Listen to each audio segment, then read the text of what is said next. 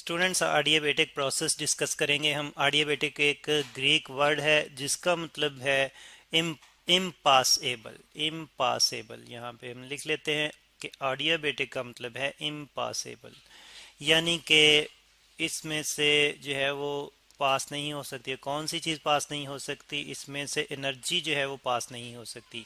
ना तो पास इनटू हो सकती है, ना पास आउट ऑफ हो सकती है। सिस्टम के अंदर से ना तो कोई हीट एनर्जी निकल सकती है, ना सिस्टम के अंदर कोई हीट एनर्जी जो है वो इंटर हो सकती है। तो इसलिए इस सिस्टम को इम्पॉसिबल प्रोसेस यानी कि आडियाबेटिक प्रोसेस कहते हैं। और यहाँ पे हम लिख लेते हैं कि कांस्टेंट हीट प्रोसेस है ये, कांस्टेंट। और ये एक्चुअली हम सिंपली ये लिख सकते हैं कांस्टेंट हीट की बजाय यहाँ पे हम ये लिख सकते हैं, ज़्यादा बेहतर ये है कि हीट जो है वो ज़ीरो है यहाँ पे सिस्टम के लिए। तो अब इसको हम एक एग्जांपल की मदद से समझने की कोशिश करेंगे कि अगर ये केस है, यानी कि हीट जो है उसमें पहली बात तो यह है कि हीट इसमें किस तरह से जो है वो क्या हम करें कि हीट इसमें इंटर ना हो सके और बाहर भी ना निकल सके, और फिर उसके नतीजे के तौर पर जो है वो क्या हो सकता है, सिस्टम को हम फिर किस तरह से जो है वो यूज़ कर सकते हैं, या क्या क्या जो है इसमें इसकी करैक्टरिस्टिक हैं, ये हम डिस्कस करेंगे। हम यहाँ पे फिर सिस्टम ले लेते हैं एक। तो स्टूडेंट्स सिस्टम हमारे पास एक गैस सिलेंडर पिस्टन सिस्टम है, यानी कि यहाँ पे हमने एक सिलेंडर के अंदर एक गैस फिल की हुई है और इसमें फिर इस में एक पिस्टन भी जो है वो भी है, और पिस्टन मूवेबल है। और सिस्टम हमारा जो है इसकी यहाँ पे गैस की जो सिलेंडर की जो वॉल्स हैं, जो कंटेनर की वॉल्स जो हैं, ये इंसुलेटिंग वॉल्स हैं, यानी कि ना तो कोई जो है वो हीट एनर्जी को ये इनवर्ट ट्रांसफ़र कर सकती हैं, ना आउट ऑफ जो है वो सिस्टम ट्रांसफ़र कर सकती हैं। तो इंसुलेटेड जो है वो हमारे पास कंटेनर है। और इसी तरह से जो हमने पिस्टन जो है ये भी इंसुलेटेड है कंटेनर, ठीक है जी। तो इंसुलेटेड कंटेनर है हमारे पास, और इसी तरह से पिस्टन भी जो है वो ये भी इंसुलेटेड है। सॉरी, पिस्टन भी इंसुलेटेड है। इंसुलेटेड यानी कि पिस्टन के का जो ये वाली सरफेस है, इससे भी जो है वो हीट जो है वो नहीं निकल सकती। अच्छा, अब इस केस में ना तो हीट जो है, अगर इंसुलेटिंग वॉल है, इंसुलेटेड कंटेनर है हमारे पास, और हमारे पास पिस्टन भी इंसुलेटेड है, यानी कि ये जो हमारे पास गैस मॉलिक्यूल्स हैं जो कि एक्चुअली वर्किंग सब्सटेंस है, यहाँ पे हमारे पास सिस्टम है यहाँ पे।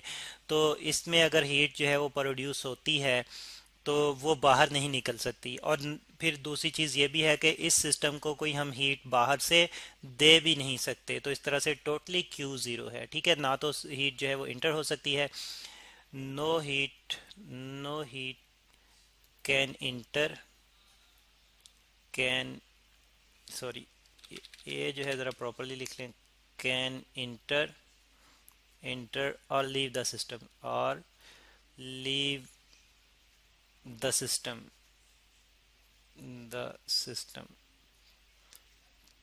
अच्छा, तो फिर इस तरह से अगर हम ना तो एनर्जी दे सकते हैं ना एनर्जी ले सकते हैं तो क्या होगा? सबसे पहले तो हम ये यानी कि पहला जो है प्रोसेस इस तरह से डिस्कस करते हैं कि सपोज कि हमारे पास यहाँ पे जो है वो एक प्रेशर जो है वो P1 है और ये कम प्रेशर है, ठीक है। और इस केस में जो गैस का वॉल्यूम है वो V1 है, ठीक है। और टेम्परेचर जो है वो T1 है, टेम्परेचर जो है वो T1 है, ठीक है। और फिर इन इनिशियल स्टेट्स पे जो एनर्जी है हमारे पास, इंटरनल एनर्जी, वो हमारे पास जो है वो U1 है, ठीक है जी। और फिर हम क्या करते हैं, हम पिस्टन को प्रेस करते हैं, जिसकी वजह से गैस पे जो है प्रेशर बढ़ जाता है। गैस पे प्रेशर बढ़ेगा तो ये इसका वॉल्यूम कम होगा, ठीक है। तो उस वो सिचुएशन हम जो है डायग्रामेटिकली रिप्रेजेंट करते हैं यहाँ पे। तो उस सिचुएशन में हमारे पास कुछ इस किस्म की कंडीशन आ जाती है, जैसे कि आप इस डायग्राम में देख रहे हैं, ठीक है जी। यहाँ पे अब हम देख रहे हैं कि वॉल्यूम जो है कम हो गया है, ये वॉल्यूम हमारे पास V2 है, ठीक है। और प्रेशर जो है बढ़ गया है, P2 है। और फिर यहाँ पे प्रेशर जो है ये हमने पिस्टन की मदद से अप्लाई किया है, ठीक है। यहाँ पे भी और यहाँ पे भी पिस्टन की मदद से अप्लाई हो रहा था प्रेशर। और यहाँ पे अब जो है हम देखते हैं कि क्योंकि हमने प्रेशर बढ़ा दिया, तो हम स्टूडेंट्स जानते हैं कि प्रेशर बढ़ाने से प्रेशर डायरेक्टली रिलेटेड है काइनेटिक एनर्जी से। तो और फिर इस तरह से हम देखते हैं कि काइनेटिक एनर्जी डायरेक्टली रिलेटेड है टेम्परेचर से। और दूसरी बात और भी कि इंटरनल एनर्जी जो है ये भी काइनेटिक एनर्जी पे डिपेंडेंट है। इसका मतलब ये है कि प्रेशर बढ़ा तो काइनेटिक एनर्जी बढ़ी, और टेम्परेचर बढ़ा और इंटरनल एनर्जी बढ़ी। तो अब एनर्जी जो है, इंटरनल एनर्जी जो है वो U2 है, ठीक है। इंटरनल एनर्जी अब जो है वो U2 है फाइनल स्टेट पर। और टेम्परेचर भी स्टूडेंट्स हमारे पास फिर इस केस में टेम्परेचर भी बढ़ गया है जो कि T2 है। तो इस तरह से फिर हमने देखा अब क्योंकि इसमें जो गैस जो हीट प्रोड्यूस हो रही है, जो हमने प्रेशर अप्लाई किया, प्रेशर हमने बढ़ा दिया जिसकी वजह से काइनेटिक एनर्जी प्रोड्यूस हुई। अब काइनेटिक एनर्जी जो है वो प्रोड्यूस हुई, सॉरी काइनेटिक एनर्जी बढ़ गई तो उसकी वजह से इंटरनल एनर्जी भी बढ़ गई, टेम्परेचर भी बढ़ गया, ठीक है। और फिर हम कह रहे हैं कि यहाँ पे जो ही यहाँ पे सिस्टम से कोई एनर्जी हम बाहर नहीं निकाल सकते, यानी कि Q जो है वो ज़ीरो है।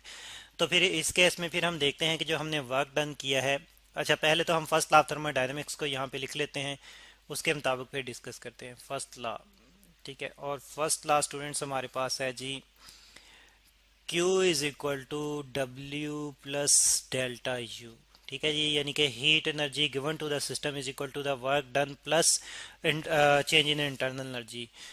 तो हम देख रहे हैं कि चेंज इन Q जो है ये तो ज़ीरो है, और इंटरनल एनर्जी में जो चेंज आएगा, पहली बात तो यह है कि Q ज़ीरो है। फिर दूसरी बात यह है कि इंटरनल एनर्जी में जो चेंज आ रहा है डेल्टा U हमारे पास है U2 माइनस U1, ठीक है। और फिर इस तरह से वर्क डन जो हमने किया है वो हमारे पास फिर जो है फर्स्ट लॉ की फॉर्म जो है एडियाबेटिक प्रोसेस के मुताबिक के लिए फिर इस तरह से आ जाएगी। यहाँ पे हम लिख लेते हैं, तो फिर zero is equal to W plus delta U, ठीक है। या फिर हम लिख लेते हैं W is equal to minus delta U, ठीक है।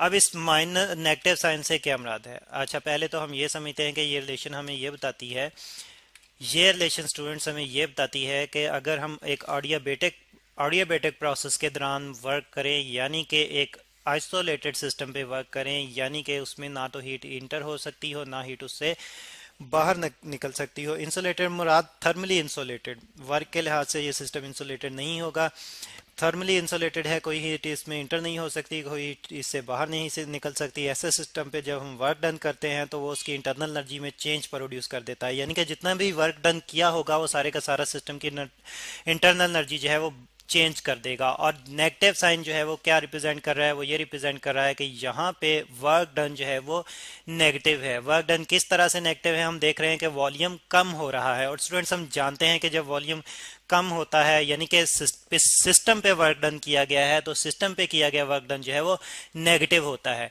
अच्छा इसी चीज को हम जो है वो अब दूसरी तरह से समझने की कोशिश करते हैं। अब दूसरी तरह से हम जो है वो ये सपोज करते हैं, यानी कि रिवर्स केस जो है वो इन्वर्स केस सपोज करते हैं कि पहले प्रेशर ज्यादा था, फिर हमने जो है प्रेशर आस्ता आस्ता कम किया, प्रेशर कम करने से जो है वो वॉल्यूम बढ़ गया, और लेकिन फिर हम कहते हैं कि प्रेशर जो है वो डायरेक्टली रिलेटेड है काइनेटिक एनर्जी से। अब अगर प्रेशर कम हो गया तो काइनेटिक एनर्जी कम हो गई, और काइनेटिक एनर्जी कम हुई तो इंटरनल एनर्जी और टेम्परेचर भी कम हो गया।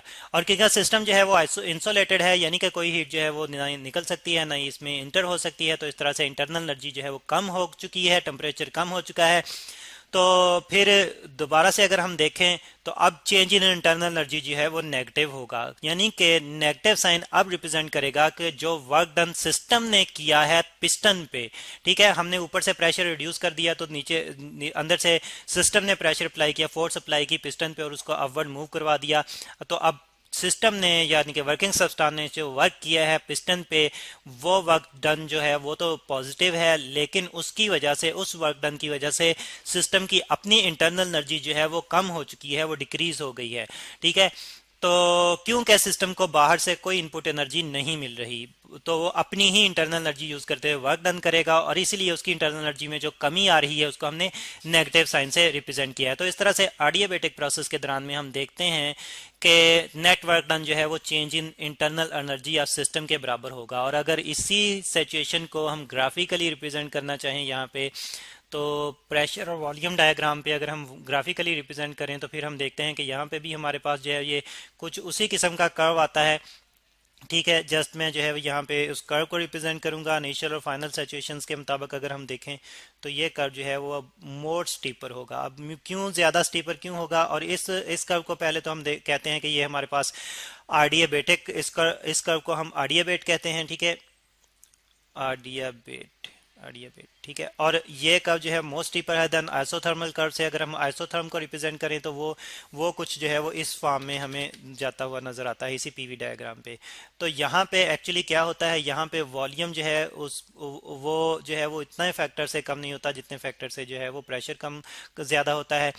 उसकी वजह यह है कि यहाँ पे अब टेम्परेचर में भी चेंज आ रहा है। और अगर हम बॉयल्स लॉ जो है वो यहाँ पे डिस्कस कर देखना चाहें कि बॉयल्स लॉ की जो फॉर्म है वो क्या बनती है, तो स्टूडेंट्स बॉयल लॉ की फॉर्म जो है हमारे पास कुछ इस तरह से बनती है। P1V1 is equal to P2V2 gamma और ये जो गैमा फैक्टर है ये एक्चुअली टेम्परेचर की वजह से इन्वॉल्व होता है। और ये रेशो होती है molar specific heat of gas at constant volume to molar specific heat of gas at constant pressure to molar specific heat at constant volume. और इसको हम नेक्स्ट लेक्चर में डिटेल में डिस्कस भी करेंगे।